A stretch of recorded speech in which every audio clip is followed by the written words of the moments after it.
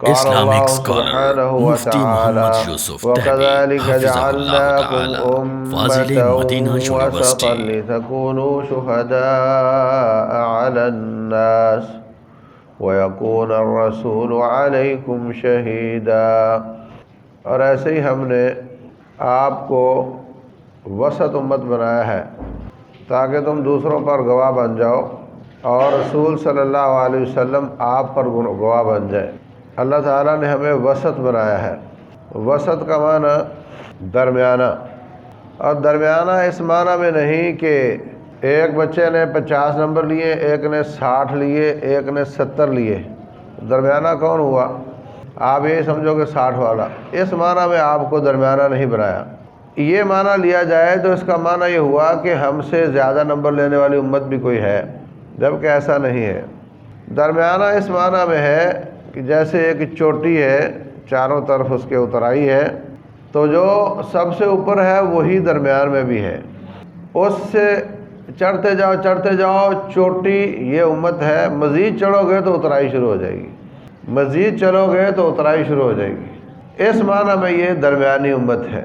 صحابہ کرام رضی اللہ عنہم اس امت کے پہلا حصہ ہے، وہ ایمان میں، اسلام میں معیار ہے، تو ان کی سیرت پر عمل کرو، کوشش کرو ان کے قریب ہونے کی، سیرت کے قریب ہونے کی کوشش کرو، اور اگر ان کی سیرت پر عمل پورا ہونے کے بعد مزید عبادات کرو گے تو اترائی شروع ہو جائے گی، ان سے آگے بڑھنے کی کوشش کرو گے تو اترنے لگ جاؤ گے۔ وہ وسط ہے۔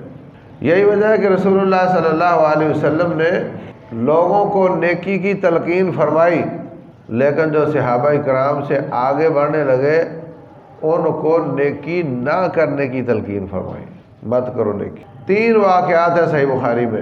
ایک واقعہ حضرت ابو الدرداء کا ہے رضی اللہ عنہ۔ نئے مہاجر آئے تو ایک مہاجر ایک انصاری کا بھائی بنا دیا، حضرت ابو الدرداء کا بھائی بنے حضرت سلمان فارسی رضی اللہ عنہ۔ اس وقت ابھی نیا اسلام تھا، پردے کا بھی حکم نازل نہیں ہوا تھا، تو حضرت سلمان رضی اللہ عنہ جب گھر آئے تو سب اکثر انصاریوں نے یہی کہا کہ 2 بیویاں ہیں، ایک آپ لے لو، آدھا گھر لے لو، آدھا باغ لے لو۔ تو حضرت ابو الدرداء کی بیوی کو دیکھا کہ ان کی حالت بڑی پراگندہ ہے، بال بکھرے ہوئے، غبار چڑھا ہوا ہے، تو کہتے بھابی جس کا شوہر گھر میں ہوتا ہے اس کی یہ حالت تو نہیں ہوتی۔ کہنے لگی اس لیے کہ تیرا بھائی بہت نیک ہے۔ کتنا ایک نیک ہے؟ کہتی ہیں کہ عشاء سے لے کر فجر تک تہجد چلتی ہے، اور فجر سے لے کر مغرب تک روزہ چلتا ہے، اور نہ اس میں چھٹی ہوتی ہے نہ اس میں چھٹی ہوتی ہے۔ اور حضرت سلمان رضی اللہ تعالیٰ عنہ فوراً کہنے لگے یہ تو بہت غلط ہے، یہ تو درست نہیں ہے۔ حضرت ابو الدرداء کہنے لگے بھائی صاحب یہ آپ کا بستر ہے، یہاں آپ نے آرام کرنا ہے۔ اچھا بھائی تیرا بستر کہاں ہے؟ میرا بستر تو نہیں، میں تو آرام نہیں کروں گا۔ کہنے لگے اگر آپ آرام نہیں کرو گے تو میں بھی نہیں کروں گا۔ بھئی آپ مسافر تھکے ہوئے ہجرت کر کے آئے ہو، سو جاؤ۔ کہا بالکل نہیں، آپ آرام کرو گے تو کروں گا۔ اور کو زبردستی سلا دیا۔ رات کا کچھ حصہ گزرا تو ان کو اٹھایا، مل کر تہجد پڑھی۔ صبح کہنے لگے بھائی صاحب ناشتہ کر لو۔ اچھا تو آپ کیوں نہیں کر رہے؟ کہ میرا تو روزہ ہے۔ کہا اگر آپ ناشتہ نہیں کرو گے تو میں بھی نہیں کروں گا۔ بڑی منت کی پر نہیں مانے نہیں، ان کا روزہ توڑ دیا۔ انہوں نے جا کر شکایت لگا دی رسول اللہ صلی اللہ علیہ وسلم۔ کہا یہ جو بھائی آپ نے دیا ہے نہ مجھے نماز پڑھنے دیتا ہے نہ مجھے روزہ رکھنے دیتا ہے۔ آپ نے فرمایا کہ اس کی وجہ بھی تو بتاتا ہوگا۔ کہنے لگے ہاں وجہ تو بتاتے ہیں، ان لعینک علیک حقا وان لزوجک علیک حقا وان لجارک علیک حقا وان لجسدک علیک حقا وان لعینک علیک حقا فاعط کل ذی حق حقہ۔ بھائی آنکھ کا حق ہے، جسم کا حق ہے، پڑوسی کا حق ہے، بیوی کا حق ہے، اور تیرے رب کا بھی حق ہے۔ سارے پیپر پاس کرو گے تو پاس ہوگے، ایک پیپر میں اتنی محنت کے 100 سے بھی زیادہ نمبر لے لو اور باقی میں 10 نمبر لے لو، پھر ہو جاؤ گے۔ یہ معنی ہے وَكَذَلِكَ جَعَلْنَاكُمْ أُمَّةً وَسَطًا، ہم نے آپ کو درمیانی امت بنایا۔ ان بیلنس زندگی، بہت زیادہ محنت اور پیسہ لگانے کے باوجود فیل ہو جاؤ گے۔ بیلنس زندگی گزارنا یہ اسلام کی تلقین ہے۔ اللہ اکبر۔ دوسرا واقعہ حضرت عبداللہ بن عمر بن عاص کا ہے، صحیح بخاری۔ عمر بن عاص رضی اللہ عنہ فرماتے ہیں میں نے اپنے بیٹے کی شادی کی، ایک دن بہو کو ملا، کہا بیٹی کیسی ہو؟ عبداللہ کو آپ نے کیسا پایا؟ کہنے لگی جی بہت نیک ہے۔ کتنا ایک نیک ہے؟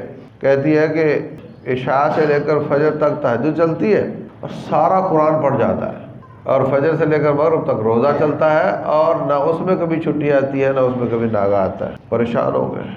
نو بیاہتا دلہن، بیٹے کی کیفیت یہ ہے۔ چلے گئے رسول اللہ صلی اللہ علیہ وسلم کے پاس، شکایت کر دی، آپ نے بلا لیا، فرمایا مجھے پتہ چلا آپ ایسے ایسے کرتے ہو۔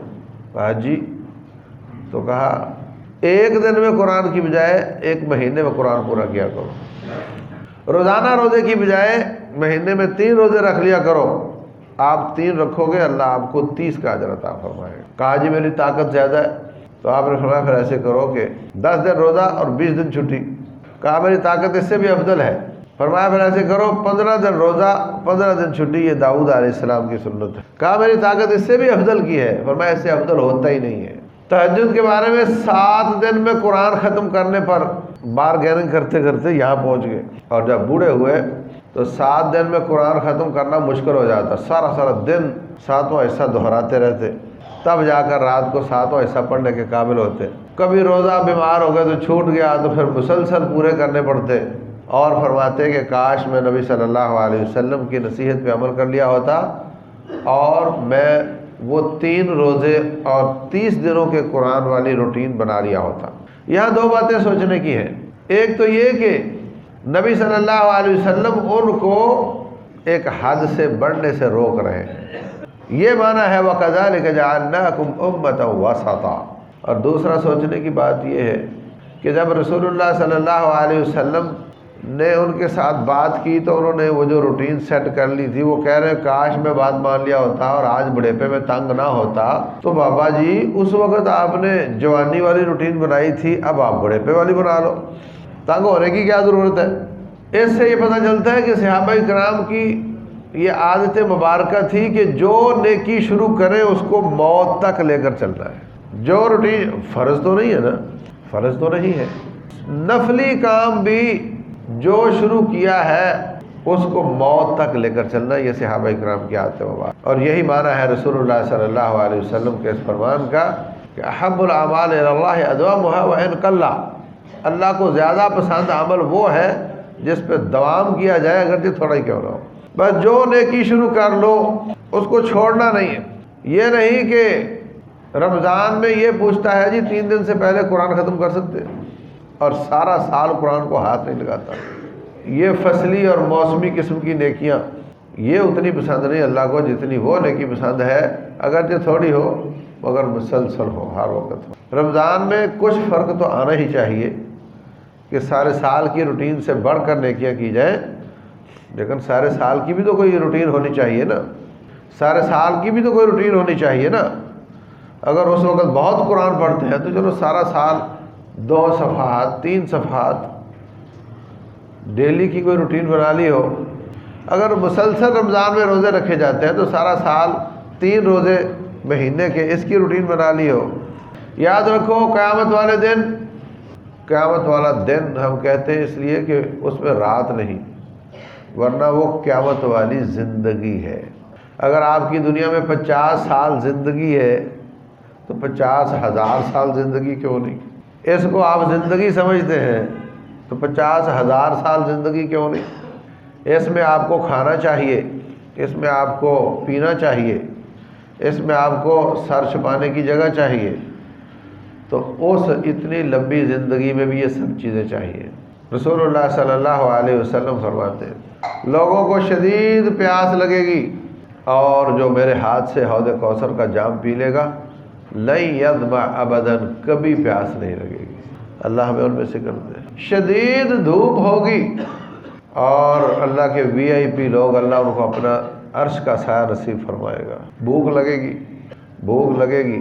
اس 50 سالہ زندگی میں ہی ہم نے وہاں سائے کا انتظام کرنا ہے، اس 50 سالہ زندگی میں ہی ہم نے وہاں کھانے کا انتظام کرنا ہے، پینے کا انتظام کرنا ہے۔ ایک شخص نے آپ کی مجلس میں ڈکار لیا، ڈکار آتا ہے جب انسان کا پیٹ بھر جاتا ہے، آپ نے ناپسند فرمایا، اس لیے کہ آپ پیٹ بھرنے کو ناپسند فرماتے تھے، تھوڑا کھاؤ، کچھ حصہ پیٹ کا خالی رکھو، پیٹ کو بھرو نہیں۔ آپ نے اس کے ڈکار کو ناپسند فرمایا اور فرمایا اقصر عنا جشاءک ھذا، اتنے زیادہ ڈکار نہ لیا کر، فإن أطول الناس جوعا يوم القيامة أطولهم شبعا في الدنيا، جو جتنی لمبی عمر پیٹ بھر کر کھائے گا اسی کو ملٹی پلائی کر کے اتنی لمبی عمر قیامت والے دن بھوکا رہنا پڑے گا۔ اور مقابلہ 1 کا 1,000 کے ساتھ ہے، 50 کا 50,000 کے ساتھ ہے۔ تو اگر 3 روزے رکھ لیے تو 30 کا اجر ہوا، سارے مہینے کا ہی ہو گیا۔ جب سارا مہینہ روزہ رکھا تو سارا سال روزہ رکھا، جب سارا سال روزہ رکھا تو ساری عمر روزہ رکھا۔ تو جب ساری عمر تیرے روزے شمار ہوں گے، بھوک شمار ہوگی، 50 سالہ زندگی تیری روزے سے گزری تو 50,000 سالہ زندگی بہت کھانے کو ملے گی۔ تو کوئی نہ کوئی روٹین ہونی چاہیے، عبادت کی کوئی نہ کوئی روٹین سارے سال کی ہونی چاہیے۔ اپنے آپ سے پوچھو کس نے رمضان کے بعد 1 دفعہ قرآن ختم کیا ہے؟ سارا سال قرآن کو چھوڑ کر مرو گے، اگر رمضان میں موت آ گئی تو پھر تو ٹھیک ہے، اگر 11 مہینوں میں آئی تو پھر۔ تو میں عرض کر رہا تھا کہ اس طرف جھول دکھانا یا اس طرف جھول دکھانا، اوور ایکٹیو ہو جانا یا سست ہو جانا، یہ دونوں چیزیں اس امت کا حصہ نہیں ہے۔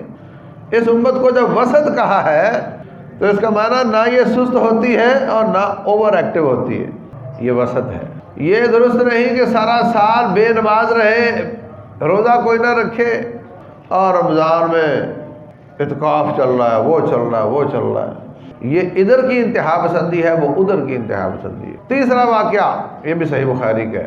3 لوگ آئے رسول اللہ صلی اللہ علیہ وسلم کے گھر، آپ گھر میں نہیں تھے، حضرت عائشہ سے ملے رضی اللہ عنہ۔ کہا حضرت کا عبادت کا شیڈول کیا ہے؟ فرماتی ہیں کہ ایسے آپ تہجد بھی پڑھتے ہیں اور آرام بھی کرتے ہیں، ایسے آپ روزے بھی رکھتے ہیں اور چھوڑتے بھی ہیں۔ تو کہنے لگے لو بخشی بخشوائی روح، بخشی بخشوائی ذات، اور راتوں کو اٹھ کر قیام کرتے ہیں اور روزے رکھتے ہیں، ہم تو جی بہت گناہ گار ہیں، تو ہمیں تو اتنی ملٹی پلائی عبادت کرنی پڑے گی تاکہ ہم بچ جائیں، کیونکہ ہم تو بخشے ہوئے نہیں ہیں۔ چلو بھائی، جب ایمان اچھا ہو جائے نا تو پھر عزم کرنا چاہیے، یہ بات تو درست ہے، جب ایمان اچھا ہو جائے تو عزم کرنا چاہیے۔ ابھی یہاں بیٹھے بیٹھے کر لو عزم کہ میں نے روزانہ کتنے صفحے قرآن کے پڑھنے ہیں، میں نے مہینے کے کم از کم پیر جمعرات کا رکھ لو تو زیادہ روزے ہو جاتے ہیں۔ 13، 14 اور 15 عربی کے حساب سے ایام 20 کہلاتے ہیں، یہ رکھ لو تو 3 ہو جاتے ہیں، یا کسی 3 دنوں کے روزے رکھ لو، اور رات اگر 1 وتر پڑھتے ہو تو 3 کر لو، 3 پڑھتے ہو تو 5 کر لو، ایسے ہر سال جیسے اللہ عادت پختہ کر دے بڑھاتے چلے جاؤ، اللہ تعالیٰ تہجد پوری کرنے کی توفیق عطا فرمائے۔ تو کہنے لگے عزم کرو، یہ کہتا ہے لو جی میرا عزم ہے کہ آئندہ میں ساری رات آرام ہی نہیں کروں گا، میں تہجد ہی پڑھوں گا۔ دوسرا کہتا ہے میرا عزم یہ ہے کہ میں کبھی روزہ افطار نہیں کروں گا، ہمیشہ روزے روزانہ، افطار کا معنی ناگا نہیں کروں گا۔ تیسرا کہتا ہے شادی بیاہ میں پڑ جائیں تو اللہ سے بندہ دور ہو جاتا ہے، مجبوریاں بن جاتی ہیں، تو میں تو شادی نہیں کروں گا۔ چلے گئے، رسول اللہ صلی اللہ علیہ وسلم تشریف لائے، آپ کو بتایا گیا، آپ اتنے پریشان ہوئے، اتنے ناراض ہوئے، اب اندازہ لگاؤ آپ کہ کس بات پر ناراضگی ہے۔ آپ نے پورے مدینے کی ایمرجنسی میٹنگ کال کر لی، سب آ جاؤ۔ فرمایا ما بال اقوام یقولون کذا و کذا، کچھ لوگ ایسی ایسی باتیں کرتے ہیں، وہ 3 بھی موجود ہیں مگر آپ ان کو نومینیٹ نہیں کر رہے۔ میں تم میں سب سے زیادہ متقی اور اللہ سے ڈرنے والا ہوں، انا اتقاکم و اخشاکم للہ، لیکن اس کے باوجود شادیاں بھی کی ہوئی ہیں، رات کو قیام بھی کرتا ہوں، آرام بھی کرتا ہوں، روزے رکھتا بھی ہوں، چھوڑتا بھی ہوں۔ فمن راغب عن سنتی فلیس منی، جو مجھ سے آگے بڑھے گا وہ ہم سے نہیں ہے۔ یہاں 2 باتیں غور کرنے کی ہیں، ایک تو یہ کہ وَكَذَلِكَ جَعَلْنَاكُمْ أُمَّةً وَسَطًا، ہم نے آپ کو وسط امت بنایا ہے، جو انتہا پسندی میں جائے گا وہ کسی طرح کی بھی ہو پسند نہیں کی جائے گی۔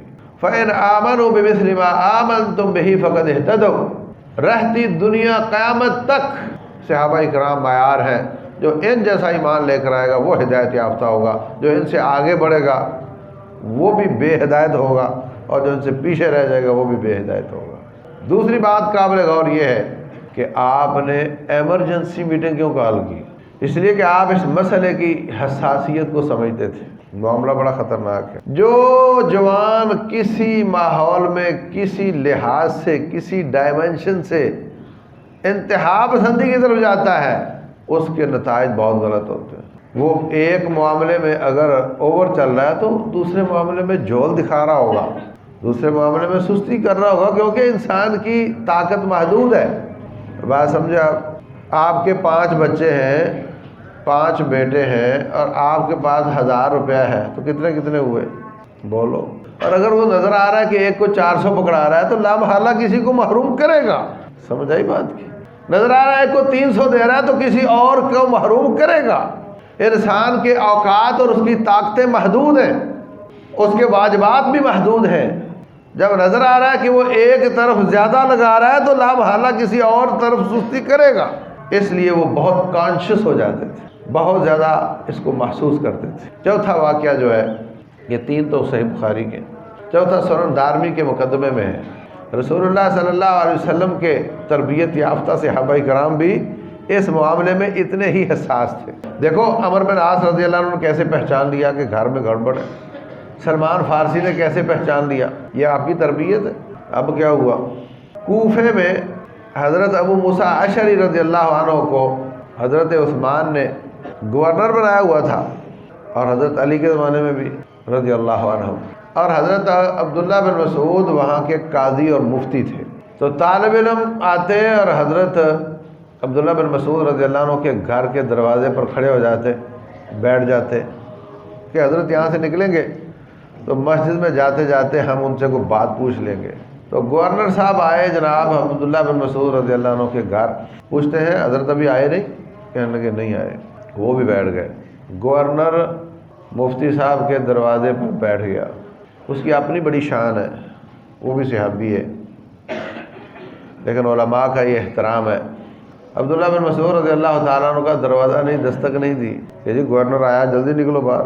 جب آپ تشریف لائے تو حضرت ابو موسیٰ فرماتے ہیں کہ بھائی ایسے کوفے کی مسجد میں کچھ لوگ آئے ہیں، وہ انہوں نے ڈھیریاں لگائی ہوئی ہیں گٹھڑیوں کی اور کینکریوں کی، گن کر رکھی ہوئی ہیں، 100 ہر ایک کے پاس ہے۔ ایک ان کا امیر ہے، وہ کہتا ہے سبحان اللہ شروع کرو، تو وہ گٹھلی پکڑتے ہیں سبحان اللہ سبحان اللہ سبحان اللہ، تو وہ پورا کر لیتے ہیں۔ جب ختم ہو جاتا ہے وہ کہتا ہے چلو الحمدللہ شروع کرو، تو وہ ایسے ہی ادھر سے ادھر واپس الحمدللہ الحمدللہ الحمدللہ، چلو اللہ اکبر شروع کرو، چلو لا الہ الا اللہ شروع کرو۔ مجھے یہ بات اچھی نہیں لگی، لیکن میں ایک طرف سے دیکھتا ہوں کہ پڑھ تو سبحان اللہ ہی رہے ہیں، مجھے کھٹک رہی ہے یہ بات، تو میں آپ کے پاس آیا ہوں کہ کیا کرنا چاہیے۔ حضرت عبداللہ بن مسعود رضی اللہ تعالیٰ عنہ نے گورنر صاحب پر چڑھائی کر دی۔ فرماتے ہیں میرے پاس کیا کرنے آئے ہو، ان کو منع کیوں نہیں کیا؟ پھر گئے، جا کر ان کو کہا لوگو تم نیکیاں گن رہے ہو، گناہ کیوں نہیں گنتے؟ کبھی گناہ گنے کتنے کیے تم نے؟ ابھی تک تو رسول اللہ صلی اللہ علیہ وسلم کے زیر استعمال کپڑے بھی بوسیدہ نہیں ہوئے، ابھی تو آپ کے برتن بھی نہیں ٹوٹے، اور آپ نے اسلام میں اضافے شروع کر دیے ہیں۔ کہنے لگے جی ہماری نیت تو صاف ہے، نیت تو ہماری ٹھیک ہے، ہم نیکی ہی کرنا چاہتے ہیں، سبحان اللہ الحمدللہ پڑھنے سے زمین آسمان کا خلا نیکیوں سے بھر جاتا ہے، اور یہ تو اچھے کلمات ہیں۔ تو عبداللہ بن مسعود رضی اللہ عنہ نے شدید سختی کے ساتھ ان کو منع کیا۔ پھر راوی کہتا ہے کہ اس کے بعد جب حضرت علی رضی اللہ عنہ اور خوارج کی لڑائی ہوئی تو یہی سبحان اللہ پڑھنے والے خوارج کے ساتھ مل کر صحابہ کرام کے گلے کاٹ رہے تھے۔ چند سال بعد نہروان کے مارکے میں یہ صحابہ کرام کا خون کر رہے تھے۔ وجہ یہ ہے بھائیو، صحابہ کرام معیار ہیں، جب یہ ان سے زیادہ اوپر ہو گیا تو یہ گناہ گار ہو گئے۔ ہر نیک اپنے سے تھوڑے نیک کو گناہ گار سمجھتا ہے، جو 2 نمازیں پڑھتا ہے وہ بے نماز کو گناہ گار سمجھتا ہے، جو 5 پڑھتا ہے وہ 2 پڑھنے والے کو گناہ گار سمجھتا ہے۔ تو جب اس کسوٹی سے اوپر چلے گئے تو ان کو گناہ گار بنا دیا، گناہ گار کو واجب القتل بنا دیا، واجب القتل کفر کا فتویٰ لگا دیا۔ یہی ہوا تھا اور پچھلے 20 سال ہمارے ساتھ بھی یہی ہوتا رہا۔ یہ مسجدوں میں دھماکے، پولیس اسٹیشنوں پر، جی ایچ کے اوپر، ایئر بیسز پر، مدرسوں میں، مارکیٹوں میں، ان کے پیچھے ہندو نہیں تھے، ڈائریکٹ ہندو نہیں تھے، انڈائریکٹ تھے۔ یہ کلمہ پڑھنے والے، نمازیں پڑھنے والے، وہ پورے معاشرے کو کافر قرار دیتے تھے اور کہتے تھے کہ ہندوؤں سے پیسے لو اور ان کو مارو، وہ بھی کافر، یہ بھی کافر۔ وجہ کیا ہے؟ وجہ یہ کہ وہ اپنے آپ کو بہت اعلیٰ سمجھتے تھے، بڑا نیک سمجھتے تھے، باقی سب کو گناہ گار سمجھتے تھے، انتہا پسندی میں تھے۔ لیکن اسلام یہ چونکہ بہت بڑا مسئلہ ہے، یہ چھوٹا سا نہیں ہے۔ حضرت علی رضی اللہ تعالیٰ عنہ کے زمانے سے لے کر آج تک یہ نسل ابھی تک مسلمانوں کو کاٹ رہی ہے، اور جب یہ کھڑے ہو جاتے ہیں تو پھر کافروں کو لڑنے کی کوئی ضرورت نہیں باقی رہتی، ان کا کام یہ خود کر رہے ہوتے ہیں۔ اس حساسیت کی وجہ سے رسول اللہ صلی اللہ علیہ وسلم نے ایمرجنسی میٹنگ کال کی۔ اس وجہ سے حضرت عبداللہ بن مسعود نے بہت سختی سے ان کو منع کیا کہ یہ بالکل غلط ہے۔ جو اذکار نبی صلی اللہ علیہ وسلم نے شمار کیے ہیں ان کو شمار کرنا چاہیے، اور جو اوپن چھوڑے ہیں ان کو اوپن کرنا چاہیے۔ جب آپ شمار کرو گے تو آپ کہو گے میں نے 1000 دفعہ پڑھ لیا، تو نے کتنا پڑھا؟ 500، تو نے 300، تو میں اچھا ہوا نا، میں زیادہ نیک ہوا، تو کم نیک ہوا۔ جب گنو گے ہی نہیں تو بات ختم ہو جائے گی۔ لیکن جو شمار کیے ہیں آپ نے ان کو شمار کیا جا سکتا۔ اگر کوئی شخص تسبیح ویسے بھول جاتا ہے تو تسبیح پر کر لے، کوئی حرج نہیں، لیکن جہاں آپ نے شمار نہیں کیے وہاں نہ کرو، کوئی حرج کی بات نہیں۔ تو میرے عزیز بھائیوں، وَكَذَلِكَ جَعَلْنَاكُمْ أُمَّةً وَسَطًا، ہم نے آپ کو وسط امت بنایا۔ آپ کے کئی پیپر ہیں، سب میں پاس مارک لوگے تو کامیاب ہوگے، ایک میں 95 اور دوسرے میں 10 فیل ہو جاؤ گے، سب پرچوں میں 95 اور ایک میں 10 پھر بھی فیل ہو جاؤ گے۔ آپ کا کیا خیال ہے؟ ایک آدمی ہماری مسجد میں امام ہو، خطیب ہو، یا ویسے ہی مؤذن ہو، معزز ہو، بارش ہو، تہجد پڑھتا ہو، عمرہ کرتا ہو، حج کرتا ہو، توحید والا ہو، شرک سے بچنے والا ہو، مر جائے تو کہاں جائے گا؟ بولو۔ ظاہر تو یہ انشاءاللہ جنت میں جائے گا، لیکن یاد رکھو یہ جتنی باتیں میں نے شمار کروائی ہیں وہ ایک پیپر ہے۔ وَإِنَّ لِرَبِّكَ عَلَيْكَ حَقًّا، تیرے رب کا حق ہے، یہ سب ایک پیپر ہے۔ ہو سکتا ہے وہ دوسرے پیپر میں فیل ہو جائے، ہاں یہ میں آپ کو مرنے سے پہلے بتا رہا ہوں تاکہ آپ تیاری کر سکو۔ ہو سکتا ہے وہ کسی اور پیپر میں فیل ہو۔ اللہ، رسول اللہ صلی اللہ علیہ وسلم تشریف فرما ہے، ایک جنازہ گزرا، لوگوں نے کہا بڑا اچھا آدمی تھا، بڑا نیک تھا، بڑا خیر خواہ تھا، میرے ساتھ یہ نیکی کی، وہ کہتا میرے ساتھ یہ نیکی کی، وہ کہتا میرے ساتھ یہ خیر خواہی کی۔ رسول اللہ صلی اللہ علیہ وسلم فرماتے واجبت، واجب ہو گئی۔ پھر ایک جنازہ گزرا، لوگوں نے کہا غلط آدمی تھا، برا آدمی تھا، میرے ساتھ یہ دھوکہ کیا، میرے ساتھ یہ دھوکہ کیا، میرے ساتھ یہ چیٹنگ کی، مجھے یہاں ڈاج دیا، شکر ہے جان چھوٹی۔ رسول اللہ صلی اللہ علیہ وسلم نے فرمایا واجبت، واجب ہو گئی۔ پوچھنے والے نے پوچھا کیا؟ فرمایا جس کو تم نے اچھا کہا اس کے لیے جنت واجب ہو گئی، جس کو تم نے برا کہا اس کے لیے جہنم واجب ہو گئی۔ کیا خیال ہے وہ نماز نہیں پڑھتے تھے؟ کیا خیال ہے وہ توحید نہیں اپناتے تھے؟ اس پرچے میں پاس ہے، اس میں فیل ہے۔ ذرا ایک سیکنڈ کے لیے آنکھ بند کر کے سوچو میرے مرنے کے بعد لوگ مجھے کیا کہیں گے؟ جو لوگوں کی جیبیں کاٹتا ہے، جو کاروبار میں دھوکے دیتا ہے، جس رشتے ناطے کی وجہ سے سسرالیوں کو سوئی کے سوراخ سے گزارتا ہے، پریشان کرتا ہے، اس کے مرنے پر لوگ کیا کہیں گے؟ اللہ اکبر۔ ابن ماجہ کی حدیث ہے، ایک شخص کو، بلکہ ایک عورت تھی، کہا کہ بڑی اچھی عورت تھی، بڑی اچھی عورت تھی، بڑی خیر خواہ عورت تھی، ہر ایک کے کام آنے والی عورت تھی، فوت ہو گئی۔ فرمایا ہی فی الجنہ، میں محمد فرماتا ہوں کہ وہ جنت میں جائے گی۔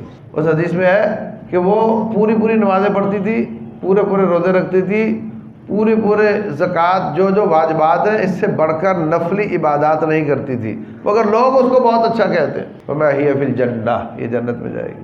پھر ایک عورت کا تذکرہ کیا گیا، کہا کہ فرضی نمازوں کے ساتھ نفلی عبادات بہت کرتی تھی، فرضی روزوں کے ساتھ نفلی روزے بہت رکھتی تھی، فرضی حج عمرے کے ساتھ نفلی حج عمرے بہت کرتی تھی، لیکن لوگ اس سے بڑے پریشان تھے، لوگ اس کے مرنے پر سکون محسوس کر رہے ہیں۔ فرمایا ہی فی النار، یہ آگ میں جائے گی۔ یہ بھی ایک کمپلسری پیپر ہے، یہ بھی ایک لازمی پرچہ ہے۔ وَكَذَلِكَ جَعَلْنَاكُمْ أُمَّةً وَسَطًا، امت وسط کا معنی ہر پرچے پر برابر محنت کرنے والی امت۔ اب ایک آدمی امریکہ چلا جاتا ہے، برطانیہ چلا جاتا ہے، سعودیہ چلا جاتا ہے، بیوی اس کی بگڑ جاتی ہے، بچے اس کے تباہ ہو جاتے ہیں، اور اس کو روٹی کمانے کی فکر ہے، ان کے اخلاق کی فکر نہیں، ان کے کردار کی فکر نہیں، ان کے تعلیم، دین کی تعلیم کی فکر نہیں۔ یہ وسط امت نہیں ہے۔ ایک پرچہ روٹی کا تیرا پاس ہو گیا، باقی پوچھو تیرا بچہ کیا کرتا ہے، کہتا ہے جی پڑھ رہا ہے۔ پھر کیا پڑھ رہا ہے؟ پتہ نہیں کیا پڑھ رہا ہے، بس پڑھ رہا ہے۔ میرے پاس آتا ہے، بولا ابو اتنی فیس ہے، میں فیس دے دیتا ہوں۔ میں کہتا ہوں میرے ابے نے مجھے نہیں پڑھایا، تو میرا بچہ کم از کم یہ تو پڑھ جائے۔ کیا پڑھ رہا ہے؟ سی اے کر رہا ہے، سود پڑھ رہا ہے، سود پڑھ رہا ہے، اس کو فکر نہیں۔ نیک آدمی تقوی والا ہے، بس پتہ ہی نہیں کیا پڑھ رہا ہے، فیل ہو جائے گا، فیل ہو جائے گا۔ یہ ابا نہ ہوا، یہ تو اے ٹی ایم کی مشین ہوئی، بٹن دباؤ تو پیسے نکلتے ہیں، اور اس کا کوئی کردار نہیں ہے۔ ہوش کے ساتھ زندگی گزارو، جاگ کر زندگی گزارو، سارے پرچوں پر برابر محنت کرو۔ کسی میں اچھے نمبر، کسی میں تھوڑے کم تو ٹھیک ہے، مگر ایسا تو نہ ہو کہ منیمم پرفارمنس لیول سے بھی نیچے جا رہا ہو، وہ تو غلط ہو جائے گا، فیل ہو جائے گا۔ اور یاد رکھو یہ وہ پیپر ہیں جن کی سپلیمنٹری نہیں ہوتی، مت سمجھنا۔ اللہ اکبر۔ وَأَنفِقُوا مِمَّا رَزَقْنَاكُم مِّن قَبْلِ أَن يَأْتِيَ أَحَدَكُمُ الْمَوْتُ، اللہ کے راستے میں خرچ کرو اس سے پہلے کہ موت کا فرشتہ آ جائے۔ فَيَقُولَ رَبِّ لَوْلَا أَخَّرْتَنِي إِلَىٰ أَجَلٍ قَرِيبٍ، وہ کہے 10 منٹ اور دے دو یار، 10 منٹ دے دو۔ کیا کرو گے؟ فَأَصَّدَّقَ وَأَكُن مِّنَ الصَّالِحِينَ، میں جلدی چیک کاٹوں، 50 اس کا، 1,00,000 اس کا، بس 10 منٹ میں فارغ ہو جاتا ہوں، پھر لے جانا۔ وَلَن يُؤَخِّرَ اللَّهُ نَفْسًا إِذَا جَاءَ أَجَلُهَا، وہ کہے گا بھی ہم جب آ جاتے ہیں تو خالی ہاتھ نہیں جاتے۔ رب کے بعد جانے کے بعد کہے گا سپلیمنٹری میں بٹھا دے یا اللہ، اچھے نمبر لیں گے۔ وَلَوْ تَرَىٰ إِذِ الْمُجْرِمُونَ نَاكِسُو رُءُوسِهِمْ عِندَ رَبِّهِمْ، کاش آپ دیکھیں جب مجرم سر جھکا کر رب کے سامنے کھڑے ہوں گے، کہیں گے یا اللہ، دور دراز سے تیرے طالب علم آ کر سمجھاتے تھے، یقین نہیں آتا تھا، اب آنکھوں سے دیکھا ہے تو یقین آ گیا ہے۔ ربنا ابصرنا وسمعنا فرجعنا نعمل صالحا انا موقنون، آنکھوں سے دیکھ لیا، کانوں سے سن لیا، واپس لوٹا دے، اچھے کام کر کے آئیں گے، اچھے نمبر لے کر آئیں گے۔ انا موقنون، ہمیں تو اب یقین آیا، واپسی نہیں ہوگی۔ اس پیپر میں سپلیمنٹری نہیں ہوتا۔ اللہ محفوظ رکھے، جہنم میں ڈال دیا جائے گا، پھر کہے گا ربنا غلبت علینا شقوتنا وکنا قوما ضالین، یا اللہ بدبختی غالب آ گئی، ہم گمراہ ہو گئے، ربنا اخرجنا منہا، ایک بار نکال کر دوبارہ بھیج دے، فإن عدنا فإنا ظالمون، اگر ہم دوبارہ فیل ہوئے تو پھر جو چاہے سزا دے لیں۔ جواب آئے گا قال اخسؤوا فیہا ولا تکلمون، جاؤ ذلیل ہو جاؤ، میں تم سے بات نہیں کرنا چاہتا۔ تو یہ سارا چانس بھائیو اس وقت تک ہے جب روح چل رہی ہے، جب تک خون چل رہا ہے، جب تک سانس چل رہی ہے، اس کے بعد نیکیوں برائیوں کی تھیلی بند کر کے اوپر مہر لگ جائے گی، بات ختم ہو جائے گی۔ اپنے آپ کو بیلنس کرو، 2 گھنٹے ادھر، 2 گھنٹے ادھر، 2 گھنٹے ادھر، یہ بھی آ جائے، ادھر سے بھی آ جائے، بچی تو بھی کام کر، بیوی تو بھی، تو بچوں کو بھیج کر فارغ ہوتی تو بھی کام کر، سب لگ جاؤ۔ اور یہ ساری مصیبت بینکوں نے شروع کی ہے، جو رب کا حصہ وہ بھی بینک کا حصہ، جو بچوں کا وہ بھی بینک کا حصہ، خرچہ نہیں پورا ہوتا، گزارا نہیں چلتا۔ یہ سب مصیبتیں اسٹیٹس کا پھندہ ہے، روٹی تو چلتی ہے سب کی، اسٹیٹس مینٹین نہیں ہوتا۔ اس کے چکروں سے نکلو، سادہ زندگی گزارو، اور تمام پہلوؤں پر غور کر کے سارے حقوق اور فرائض ادا کرو تاکہ ہم کامیاب ہو جائیں۔ اللہ تعالیٰ عمل کی توفیق دے۔ وَمَا عَلَيْنَا إِلَّا الْبَلَاغُ۔